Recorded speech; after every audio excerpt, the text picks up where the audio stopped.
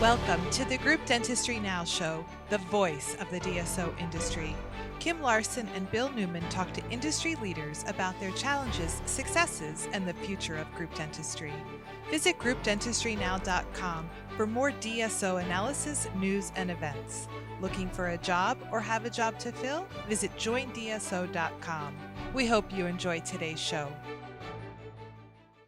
Hey, I'd like to welcome everybody back to the Group Dentistry Now Show. I'm Bill Newman, and as always, thanks everybody for listening in on Apple, Spotify, or Google, or you may be watching us on YouTube. So however you consume the podcast, we certainly appreciate it. Without a great audience, we wouldn't have great guests like the next guest that we have. A little bit of background. I've known this gentleman probably going on a decade.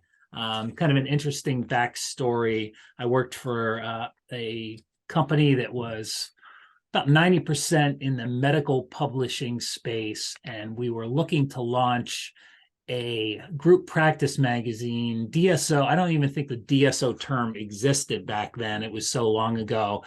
And they one of the gentlemen at the company knew this individual and said, you need to go talk to Phil Toe at the time he was at Henry Schein and see what he thinks about things. So that's how Phil and I first met. I went into Melville and had a conversation with Phil. I think he had maybe recently moved from the medical side of Henry Schein to dental.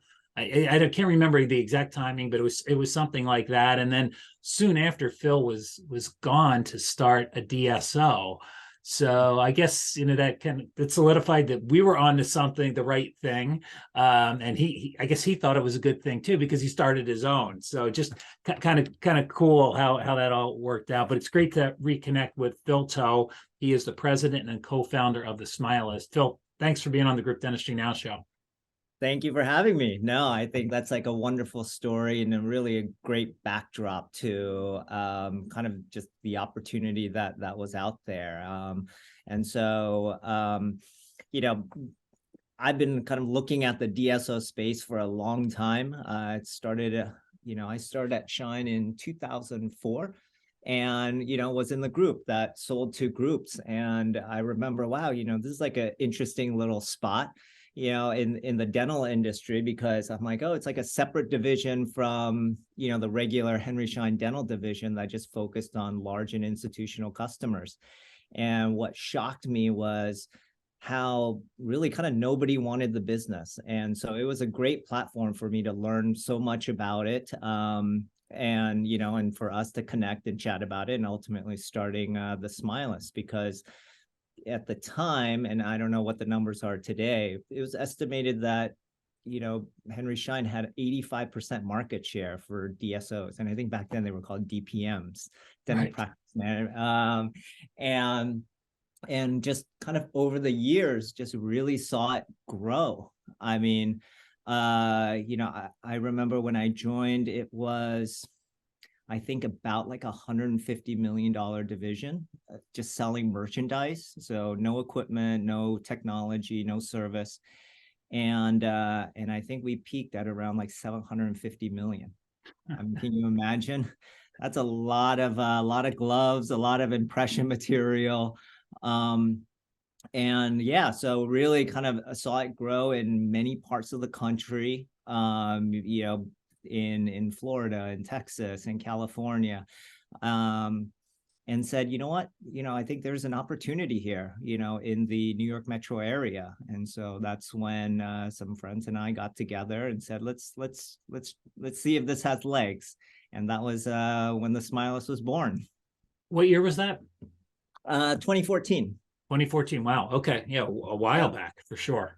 Yeah. So that was when, it was such an interesting journey, because when we first started, the DSOs were just not the norm here in the New York metro area. And so there were many meetings that we would take with doctors, and they would be like, well, what's a DSO? Well, they either didn't know what a DSO was, or they would have a negative connotation of a Right. DSO. Right. That time, 2014, 2015, it was, if they knew about them, it was pretty negative. Correct. Yeah. And so it was, it was a recipe for a lot of interesting discussions. So as you can imagine, we started from scratch, right? And so we would go talk to doctors and say, oh, well, we have this DSO, it's called the Smilist, we're going to do this and this. And then they say, well, how many practices do you have? 0. You can imagine how that conversation went. And we just spent a lot of time really building relationships, educating the market, about DSOs as well as ourselves. And then, in February 2014, we met a dentist that said, you know what? I believe in you guys. I know you guys, are a startup. I remember when I started the practice and really kind of took a chance on us. And it's been, a great partnership with him. He ended up staying. He was at a stage in he was thinking about retiring. And so we got him to sign an agreement to stay with us for 2 years, but he ended up staying with us for 6. Wow. And I think that for me, given that was our first practice, was really validation that, we were onto something and doing, or what we've been doing right. Because, like you said, sometimes, DSOs get a bad rap. And I think there's many good ones out there that are trying to do the right thing. And through a partnership, like a marriage, you kind of have ups and downs, and we certainly had ups and downs with him. But at the end of the day, I say, actions speak louder than words, because he stayed 4 years more. I mean, he was like adamant. He was like, I'm going to do 2 years and then I'm done. I'm retiring. I'm going to enjoy life. My kids, live out west. I'm going to, go out there. And he stayed with us. And each year we would ask him, like, are you staying? Or are you going? Are you staying? Or are you going? And then he goes, no, I'm staying. And that trend has held true for many of our docs today. Many of them are well beyond their employment agreements, and they've, remained with us, because they want to, not because they have to. Maybe before we get any deeper into the Smilist, because I really want to dig deep into the organization. How did you get into dental, or how did you start with Henry Schein? Tell us a little bit about that. So that's an interesting story. It was kind of purely by chance. My background prior to Henry Schein, I was in entertainment, technology, kind of venture capital. I come from the West Coast. And when honestly, I was, I felt a little bit burnt out from work. And so I thought business school would be a good 2-year vacation for me. So I ended up going to business school in Philadelphia at Wharton in their healthcare program. And even at the time, I had aspirations to go back to California. So I'd done my internship at Amgen, a biotech company, doing marketing. And unfortunately, after that summer, I was like, this isn't really what I want to do. And so I was a bit lost in my second year. And so, there every day, you have CEOs that kind of come to campus. And, many times I was just kind of after class going home. And so that one particular day, I said, you know what, I'm going to see, who's coming, kind of, attend the session and kind of learn about, new company, because I need to find direction. And coincidentally, that day was Stan Bergman that came from Henry Schein. And so I went there, listened to the presentation, and it sounded interesting. I mean, for me, perhaps because of my entrepreneurial spirit, I had a hard time with a lot of the jobs out there that said, you're going to graduate, you're going to do this for 2 years, and then we're going to rotate you, and then you're going to do that for 2 years. And my big fear was, well, what if I don't like what I got rotated into? Then I'm stuck, and 2 years of my life will have burned away. And so what I really liked about Schein was they said, come on board. And I said, what am I going to do? They're like, we don't know, but we're trying to bring on good people and we'll figure it out. And I love that entrepreneurialism. It's not for everybody, but for me, it was, hey, I get to make my own job, And so that's when I had joined the special markets group. Back then it was called corporate accounts. And I just loved it. I kind of made my own job every 1 to 2 years, got to learn the business and got to learn, dentistry. I was kind of one of these, like, they would group us into this bucket of like these MBA guys, that would be within Schein. But to this day, I have a very kind of humble approach to things. And so I knew what I didn't know.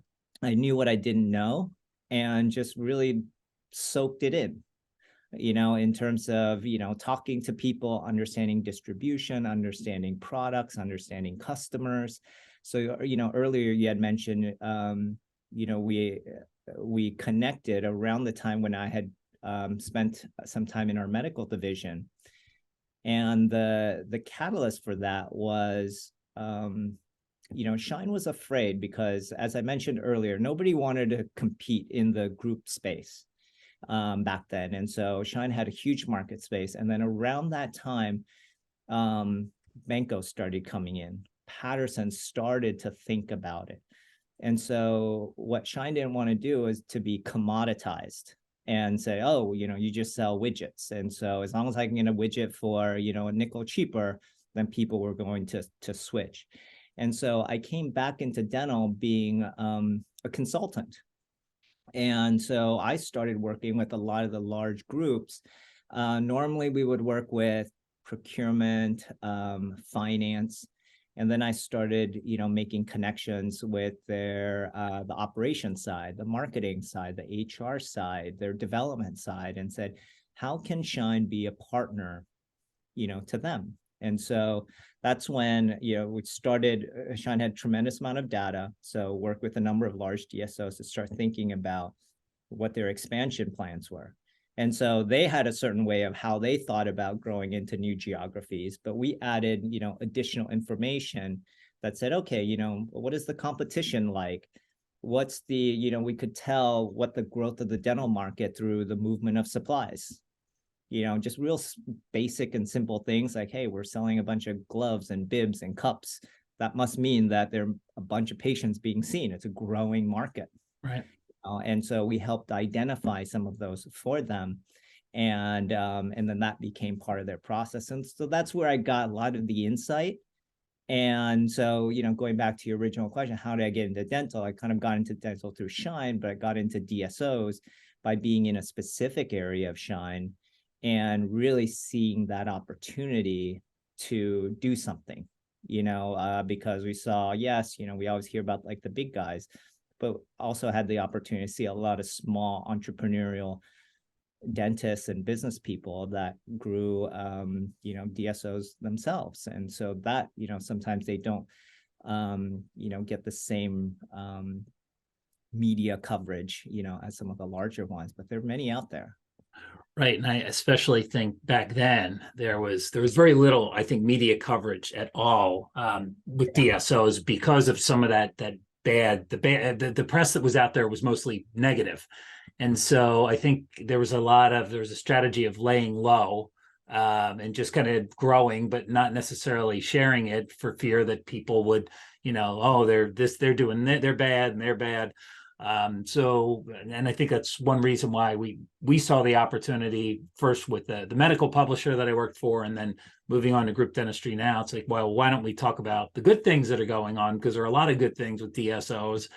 And so I think now you look at things totally different, right? We see a lot more press out there, and it's it's kind of phenomenal to see the change in the perception. And then all these entrepreneurial DSOs, the growth there, well, there were a lot probably back in your time when you started. I think there's even more so now. So you found that first location, right? That doc that said 2 years, stayed on for 6. Was this did you stay close to home, like Long Island? Is that where you kind of started and where you knew? Yeah, so there were a couple of things that we kind of decided to do. And this is kind of like my learnings from seeing so many DSOs, both kind of in the US as well as internationally, while I was at Schein, is, we always wanted to have like a geographically dense footprint, because I did see a lot of DSOs where, people, they like to thump their chests and they say, you know what, we're in whatever, 10 states and, they have 20 locations, something like that. And I'm like, I just don't really know how that's like scalable, right? And so our philosophy from the very beginning was, hey, let's have geographical density, and that allows us a couple of other things that are important to us. So one is the people. So we just kind of saw a lot of back then, a lot of like high turnover in DSOs, and we're like, this is very, very disruptive. And so we're like, well, how are we going to have low turnover? Well, we're going to have low turnover because we're going to have like great people in a company that people actually want to work for. It's not so difficult. You see it in practices all the time, right? Oh, we've had staff for 20, 30 years. And that was really our blueprint on like, this is what we're going to do. And so we wanted to center it around people, and kind of related to people is like the culture. And so if you have it all in kind of a very kind of tight-knit geography, then that allows us to do that. We can build that community, that people, hey, I don't just work in a practice, I'm part of something bigger. It's a bigger organization. And so we put a lot of thought in terms of how do we connect people beyond the four walls that they work in, and how do we connect people that are new to the organization as we continue to grow, right? We're adding new people all the time. And so because we're so centered around people, our selection process is actually, it's this kind of extended like interview process. I mean, even going back to that first practice, that dentist said, hey, I'm going to take a chance on you. I'm going to sell the practice to you guys because he liked us, and right. And we liked him. And so we were able to replicate that same, that same philosophy through all our affiliations, because we're so people driven. And, if you talk to, our head of business development, you get that sense. And one of the things that he says that I love is that says, if you like one of us, he goes, you're going to like all of us. And time and time again, I will repeat that statement and ask people who have partnered up with us, and they say, yeah, no, that's true. And he goes, they goes, oh, we always thought when we met, Raj, he's like a nice guy, but that was it. And then we met, the next person and the next person and the next person. And everybody is just really kind of nice, kind, and respectful. And they love that about us. And so when people ask us, oh, well, what's that, that the Smilist differentiator, how are we different? I just like to say, what, we're the group that, people, if you're like us, not everybody is like us, but if you're like us, you're going to fit in well. And we like to showcase how we are by having, everybody meet lots of people. So, sometimes they're not used to it. They're like, well, why are we meeting so many people? And we're like, this is as much you interviewing us as us kind of interviewing you, whether it's for a recruiter, like a doctor that we're recruiting, or, a practice that we're looking to partner with. And so those are the things that I think, we've been able to differentiate ourselves is through, our people and our culture. And it's very kind of cliche and very kind of soft and, not necessarily something you put in a spreadsheet. But we, all of us, we attribute that to our success, over the last 8 years. So you start in New York with that first practice. Are all these practices that you have currently all affiliations, acquisitions? Do you do any de novos? So early on, we kind of was experimenting. So as I said earlier, we're an entrepreneurial bunch. So we've tried de novos. I believe we've opened 6 de novos kind of in our life. And some, you would say that those are green fields. We also kind of have a bucket we call brown fields, where we've kind of done some tuck-ins within de novos. But I would say where we are now is we're focused on kind of affiliations. We're looking to partner up with other practices, large practices, kind of within our geographical area. So currently we're in 4 states: New York, New Jersey, Pennsylvania, and Connecticut. Recently expanded into Connecticut. Right, I saw that. That was really recent. Yeah. And so, but as we think about expansion, it's always very much about like, what is that adjacent space, right? So we're not all of a sudden saying, okay, we're going to jump to Florida, because we're heavily focused on how do we support, the offices. So oftentimes we say, oh, like the patients are our customers, but the patient's not our customers. The practices are our customers. And so how do we support them?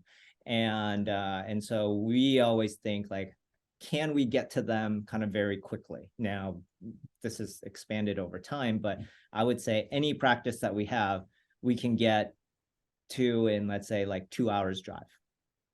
So there's not like, hey, I'm having a problem. Somebody's or multiple people have to get on a plane. I can't get a flight till next week type of thing. It's like, if you need us there today, we'll get there, today. And so that's like the level of service and the confidence that we want, the offices to have in us to be able to support them in their time of need. And you should be able to grow quite a bit with the population density in New York, Pennsylvania, Connecticut, New Jersey. So you're not going to have to worry about driving much further than 2 hours for quite a while. Yes, and that's what we say. When you look at the overall population, I guess using our geography to our advantage, when you look at New York Metro, it represents probably 10% of or using it based off population, it's, over 10% of the population. So there's plenty of room for growth here. And unlike other parts of the country, DSO penetration is very small here. We estimate it to be in the mid to low single digits, just because there's so many people here. And why do you think that is? Is it just because of the population, or is it because of the difficulty recruiting, working in this? What's the thought on that? So, this was something that we debated a lot when we started the Smilist. Can't say we've come up with a definitive answer, and so we just said, hey, let's not overthink it. Let's just do it. Right. What happens? But I would say, in my opinion, a lot of it is, you would say, well, why is Silicon Valley where it is, or Hollywood where it is, or, the financial industry where it is?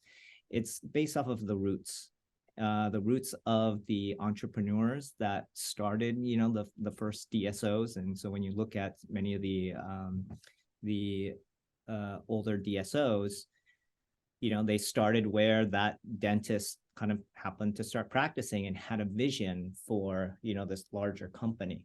And so I think as they've grown, maybe not so dissimilar to us, they were kind of expanding into adjacent markets. But, they started out in California or Texas or in Illinois or Washington.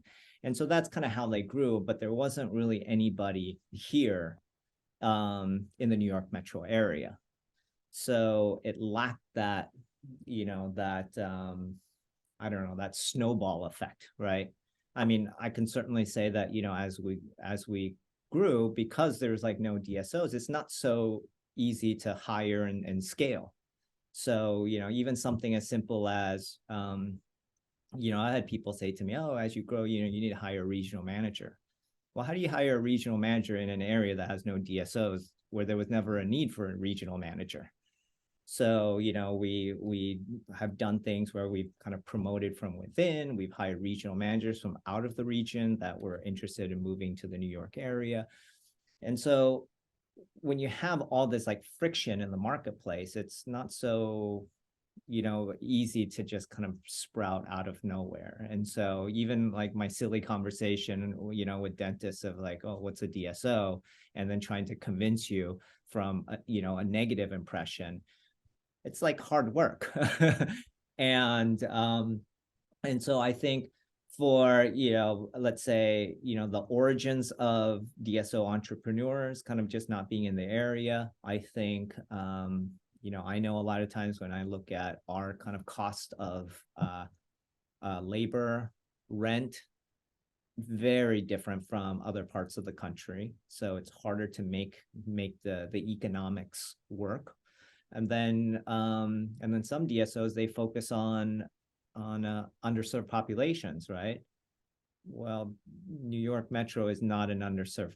If you look at a dentist per capita, it's probably, the highest in the country. Right. So, but rather than looking at that as a negative, we looked at it as a positive and said, hey, maybe we won't have as hard a time to find dentists as like, if I were in, a rural suburb. And so I think those things kind of contribute to why maybe it didn't start. Maybe it was just a matter of time, before somebody expanded into this region and built something substantial. And our view was, well, why not us? And so that's when we started it. So we talked about being in 4 states. How many practices do you currently have? We have about 60.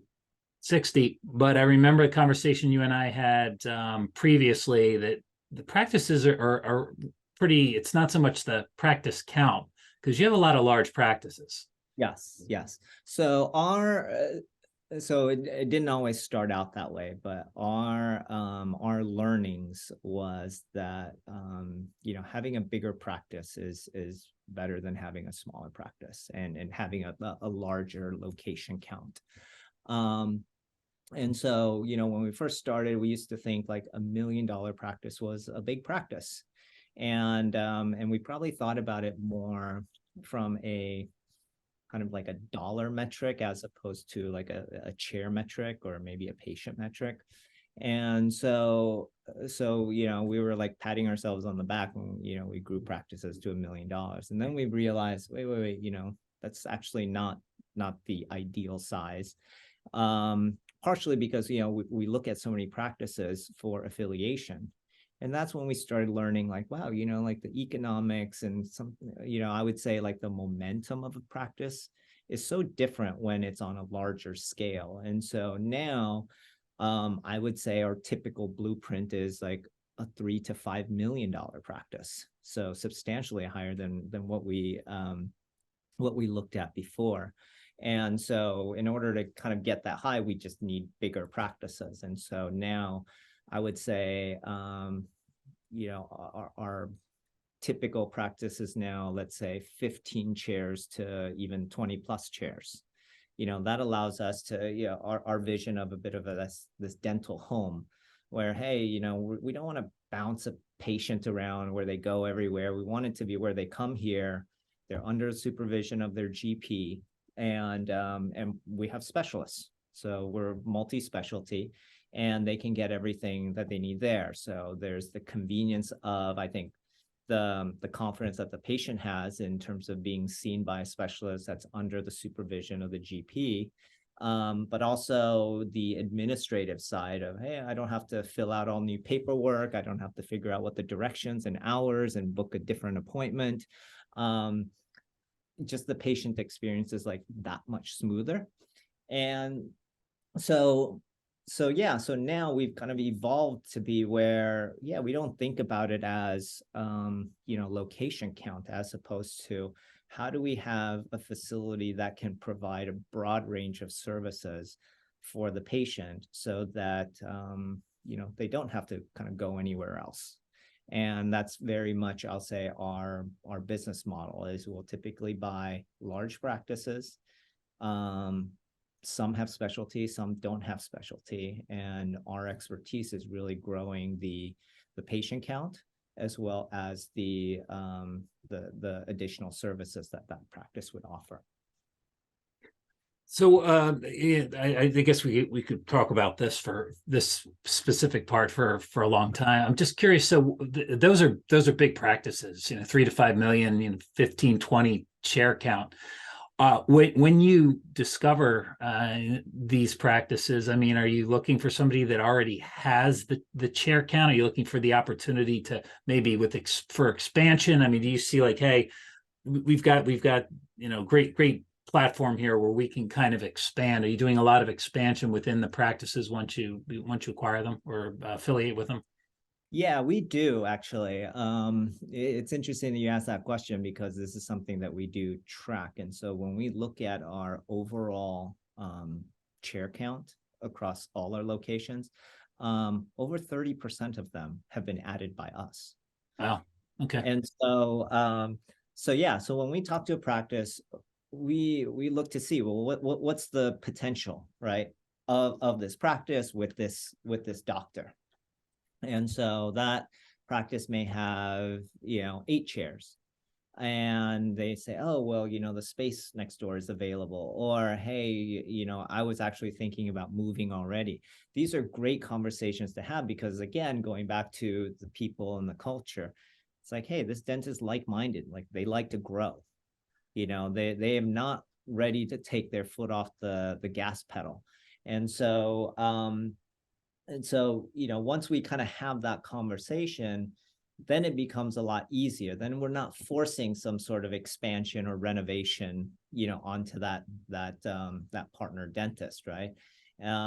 And so it's just part of our normal kind of conversation. It's like, okay, let's, how do you think about growth? And so, we think about growth in kind of three key areas. One is, provider. The second is the patient, and then the third one is the facility. So at any given kind of time, any practice, is going to need one or two of those things, and so the facility part is the one that has the longest lag time, because the provider we can hire, the patients we can spend some money on marketing and so forth to kind of get them. But so when you look at any practice on the lens of these three things, you're always going to say, okay, what do we start need to thinking about now? And so, so there are practices that we're talking and partnering with. We haven't even done the deal, and we're talking about expansion. Hey, can we expand? How do we want to expand? And actually, just the other day, I signed off on some plans where a practice that we bought about 3 months ago, we've taken some adjacent office space, and we're adding 7 more ops, to the practice. And so no, a lot of times it's quite rare for us to find a practice that already has all the chairs that we would want. But we are very good at, now doing expansion. So going back to your earlier question about like de novos versus, affiliations, expansions are a bit of like a hybrid, right? Because, we're doing a lot of construction. And so that kind of gives us an opportunity to, because we are kind of largely branded, so we kind of take a very bespoke approach in terms of when we convert the brand. But I would say, I don't know, maybe half our offices kind of have a similar look and feel. And that happens kind of organically, especially as we kind of renovate an office, expand an office where it kind of has that look, So you wouldn't say every Starbucks look exactly the same, but there's a certain feel to them, no matter which one you go to kind of in the world, is kind of our philosophy. So, so we find our way to kind of get to the chair count that we like, so that they have the space and the room to grow into them, because we're confident that we can get them to grow. So our audience is made up of what I would call, it's a wide, diverse array of people. So we've got on one end of the spectrum, I call them the DSO curious dentist. I might have one location and maybe I want to start my own group. Maybe I want to sell or possibly work for someone. Then the other end of the spectrum are the larger DSOs. And then in the middle, we have a lot of emerging groups, right? 2, 3, 10 locations. So I'd love to get from you, Phil, some lessons learned that maybe can help some people in the audience. Yeah, so certainly, especially for the aspiring kind of DSO dentist, we talk to many of them, right? And sometimes there is that location count syndrome. Oh, I have to have lots of locations. And look, we don't always do deals with them, but our advice to them is always, build bigger. I mean, we're kind of drinking our own Kool-Aid, right? I'm not giving you advice that we're not following ourselves. Is instead of saying, hey, I have, 2 4-chair locations, just to say I'm a multi-site kind of DSO, you're better off having an 8-chair location, even if it means moving out of the existing space. So I think that's definitely one of the lessons learned. Another one I would say is kind of be true to yourself, kind of know what you are and what you're not. So again, going back to your question on us being de novos versus kind of affiliation. Early on, I mean, when we were small, we were still trying to figure it out. So we were doing a little bit of everything. But now I would say we're very clear in terms of, who we are, what we're looking for. And when you're clear on that, I believe you make much better decisions because things kind of drop out, much more easily. So, early on, we would say, I mentioned we do some tuck-ins. We don't do tuck-ins anymore, because we realized that, okay, to tuck in a whatever $400,000 practice, even though you might get it at a great multiple or a great price, is about just as much work as, buying a $3 million practice. But I had to buy a bunch of those, I had to buy 8 of those to make up the one. And so, but before, when you looked at kind of like our lead list, there would just be so many. But now we focus on finding the right practices with the right people. And so instead of spreading ourselves thin, again, going back to how people and culture is so important to us, that adds extra hours that we have that we can spend with a $3 million practice, right? And get to know them more, as opposed to being distracted, on something else. Another lesson I would say is, for us anyway, we're kind of high adopters of technology. We're always looking for ways in terms of how to make the offices better, and running more efficiently and philosophically, like how do we take activities out of the office so that the office can focus on the patients that are in the office. So we don't want them to call insurance. We don't want them focusing on kind of like a bunch of voicemails or kind of confirming appointments, because these are patients that are not in the office.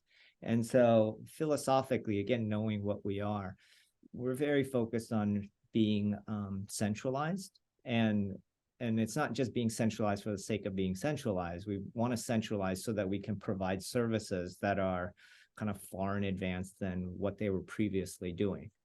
And so we're always trying to look for kind of new solutions out there to do something that can make, can make the practice life easier. Now, I think many of us, we've all seen demos and they all say, oh, it's so wonderful, and they're rarely exactly the way they demo it. And so one of, I think our kind of key expertise now is really learning how to implement things. Like, you don't normally think about things that way, but we think about it as like, how do we get good at trying new things? And we're not going to be right on all of them, but if you have that culture of, hey, change is good, change will happen, and and it's not linear, then I think you can accomplish a lot.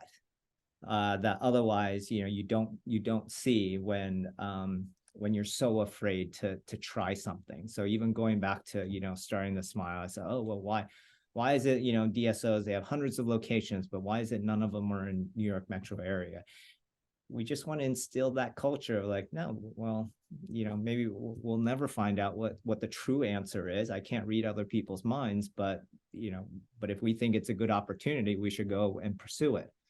And that's very much how we think about, our business. And I see others, when I talk to them, they try and be like, oh, well, so-and-so does it this way, I want to be them. And so-and-so does it, I want to be them. And then it's just, but it's not their own identity. And it's figuring out what's kind of true to yourself and making sure that, you stay true to yourself and be disciplined about it. Because I find that we've been able to accelerate our growth much faster recently because we've been more disciplined about who we are. So you mentioned technology. That's one of those things that everybody's focused on in the group practice space now, right? Is all these different, whether it's AI or everything's AI, right?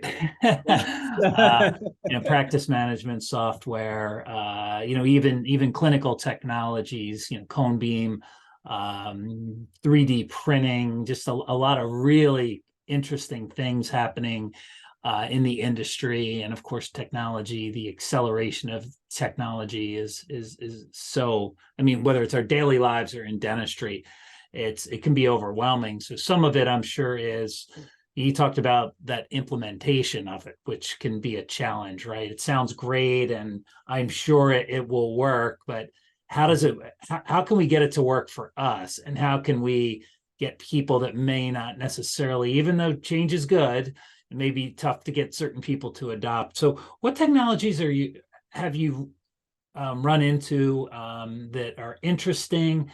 And tell me about some that you've adopted that have worked out well.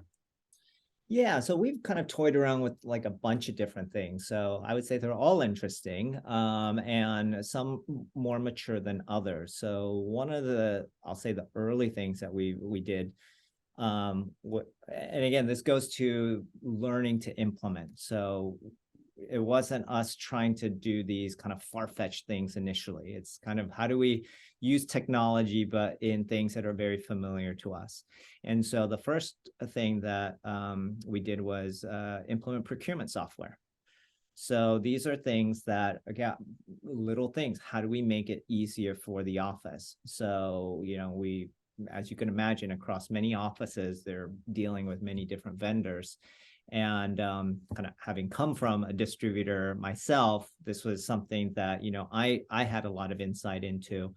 And so, normally you have an office, hey, I have whatever, 10 different logins to the 10 different vendors that I deal with, and I log in, and then it was very cumbersome, not just for the office, but from a support organization where we say, hey, guess what? We negotiate a better contract for this. Very difficult to switch, because now I have to go train 60 offices, give them 60 new username and logins, and then tell them to go to this new vendor instead of their old vendor. And so by implementing, procurement software, it wasn't this kind of heavy hand of, you cannot order these and that's kind of how you save money, but just making it easier for them and showing them that there are options and trusting the office that they'll make the right decisions. We saw massive savings in our dental supply costs, actually dental and office supply costs. And in orders of magnitudes of millions of dollars, and so that was something that, is kind of goes down this path of, how do we create wins for the organization where they become more comfortable using kind of technology, because we show them, oh, it's so much easier. Now I don't have to have all these different logins. Like recently we switched office supply vendors, and it was seamless for them. We went from one vendor to the other, but they didn't have to have new username logins, and they still search for things as they, normally would search for, their Hewlett-Packard like toner. And now it was just coming from a different vendor instead. So we started out with that. And then, we've also toyed around with areas where, like right now, we have bots doing our insurance verification. So that was a big change for us because they have, going back to the whole implementation, right? So there's different vendors out there that would do insurance verification, but for us, we wanted to focus a lot on like the workflow and more specifically, how to not disrupt the existing workflow of an office. And so there are many companies that will say, okay, we do the insurance verification, but then you go to like their portal and, you get the information. We're like, no, that's not how we want to do it. I go, I want you to do the verification and then update our practice management system so that, you don't ever leave the practice management system. I told the vendor, I go, I don't ever want to look at your portal. I go, I just want the office to look at, in the practice management system, what was what you did. And so it's really kind of pushing forward, because you have kind of software vendors, SaaS vendors that say, oh, we do this, but then, but you have to do it differently. As the company scales, that's super difficult. I mean, whether like I use the example of username and login, that's like a simple thing, but now it's like, oh, instead of doing this, do these like 5 extra steps. And we just didn't want to do that. And so whenever we look at technology and implementation, we want it to be where, how does it kind of seamlessly flow into how an office is used to working? So this has many implications well beyond just the software, because if, Bill, we hired you to join the office, you're probably used to doing something that's similar to what's happening in the office now. But if I told you a completely different process, then that has a whole different ramifications for what HR and training needs to do for new hires. So we always want to keep things where we make you more efficient, but we're not changing like the workflow kind of dramatically. We've also put in technology for missed calls. I mean, every dental practice will say, oh, I have way more missed calls than I would like. But we've created an AI chatbot, or we work with the vendor with the AI chatbot that connects to our practice management system. So when you call and we miss the call, we know, hey, Bill, sorry, we missed your call. How can I help you? You might say, I want to reschedule my appointment. It knows, hey, Bill, this is the appointment that we have for you. Is this the one you want to reschedule? You say, yes. And then goes, okay, let's reschedule. And you're like, oh, I'm thinking about coming in next Thursday afternoon. It understands that and will give you options for next Thursday afternoon. So again, that kind of makes it simpler. And what we find is that this bot is able to resolve over 60% of the inquiries. Well, that's great. So now imagine, normally what happens is now somebody is checking voicemail and then playing phone tag with you. But now you're able to, we're able to wipe 60% off. And then now the office is focusing on the 40. But even on the 40, instead of listening to voicemail, it's been transcribed for them, kind of giving them context so that even when they do call you, they're able to resolve it kind of very quickly. And I don't know, maybe we are looking at we're evaluating right now some of the clinical AI kind of options that are out there. So we'll see kind of how that goes. And I would say the last thing is, people don't think about this enough, but we have a tremendous amount of data, and it's only as good as how clean it is. And so we spend a lot of time, how do we keep it clean? How do we clean it up? And it always seems like we have some project going on how to clean up some aspect of our database, because if we have clean data, then a lot of the automation and technology projects that we want to do become better.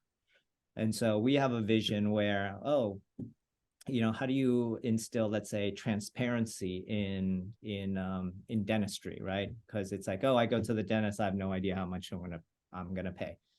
Well, if I can automate the insurance verification, I know, what appointments you're coming in for, I can calculate all of that and actually let you know before you come in. So we think that that's very powerful in terms of this whole trend of consumerism of healthcare. And then if you said, hey, I want to finance it, you can finance it. You can book the appointment. You can pay. Like all of these things, they become where you can interact with us, not just through the phone or coming into the office, but we wanted to be able to contextually be able to present to you all the information you need to make the right decisions. Makes sense.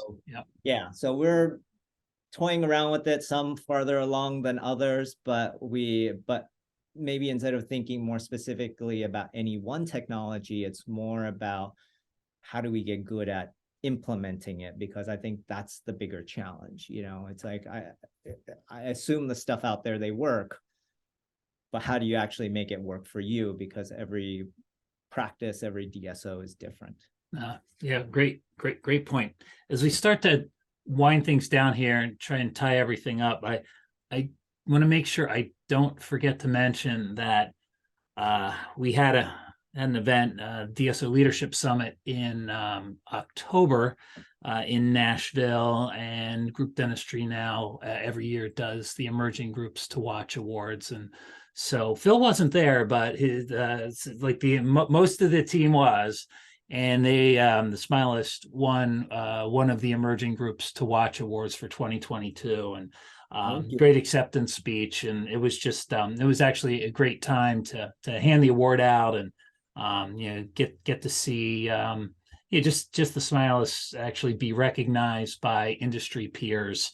It was pretty cool. So sorry you missed it, but it was at the Musicians Hall of Fame in Nashville. It was actually a pretty cool setting. I will drop a link in the show notes to the award, the list of all the award winners, but so you can find out a little bit more, although Phil gave you a deep dive into the Smilist.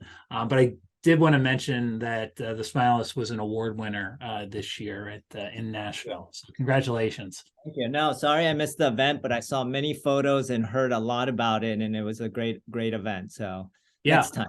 Yeah, for sure. Absolutely. So last question here. Give us a kind of a bit of a picture. Let's take a look at 5 years from now. What does the Smilist look like? What are your goals for the next 5 years? So there are two things that I would say that we're always kind of focused on. The first is reputation. So our aspirations are not to be whatever the biggest, but we want to be the best. And so for the ones that are kind of familiar with kind of the New York area, we say, hey, how can we be like Hospital for Special Surgery? How can we be like NYU or Northwell? And so these are leading, or whatever, Mayo Clinic, Cleveland Clinic. So that's what we want to be. We don't need to be the biggest. And then the second piece is, and how we believe we can achieve that, is what we just talked about. Like, how can we continue to adopt kind of the latest and greatest developments of both kind of administrative technology as well as clinical technology that allows us to deliver like the best care? Because as you continue to scale, and this is why we look up to some of those organizations, is that it's fine, if I had one practice, I can really kind of monitor all that goes on within that practice. But when you have 60, 100, 1,000 practices, that's not so easy. And so because we'll say, hey, we're going to get there someday, so what are the things that we need to get good at now so that we can achieve that vision? And so 5 years from now or 10 years from now, we want it to be where they're like, oh yeah, the Smilist, like I want to be a patient there, or I want to work there, or I want to partner with the Smilist, because there's just such strong kind of reputational value to our name. And that's across everything that we do. How do we carry ourselves in all the interactions? Like, I love it when I hear some vendor that we speak with, they're like, oh yeah, the Smilist is great, and they recommend us. We've had attorneys kind of recommend us to dentists, and we're like, wow, like, that's great. We're doing like the right things. And then the other part is really like, how are we recognized as a cutting edge kind of DSO? Like, when you go there, they're pushing the envelope. They're not just kind of sitting in their seat and saying, oh, well, this is how we've done it the last 20, 30 years and it's worked, so why change?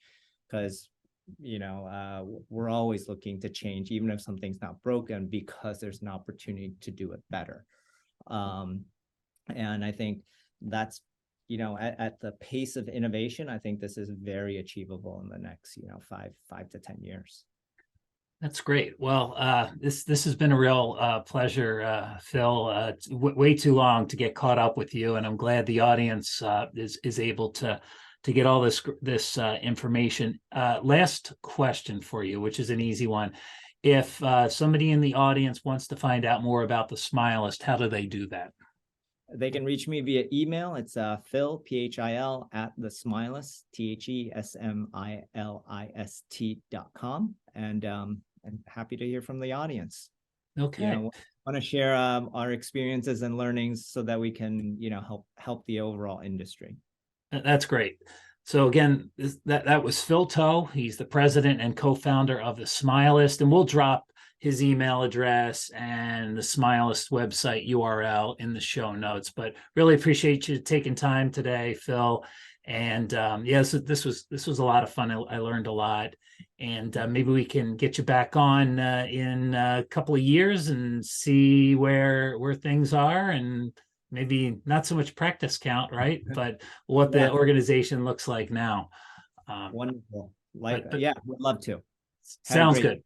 So thank you, Phil. And thanks everybody for watching and listening in today. Again, we appreciate you as an audience, and we want to continue to bring great guests like Phil and great DSOs like the Smilist. So until next time, I am Bill Newman, and this is the Group Dentistry Now Show. The Group Dentistry Now Show has listeners across North and South America, Europe, Asia, and Australia. If you like our show, subscribe today, and please tell your colleagues about us.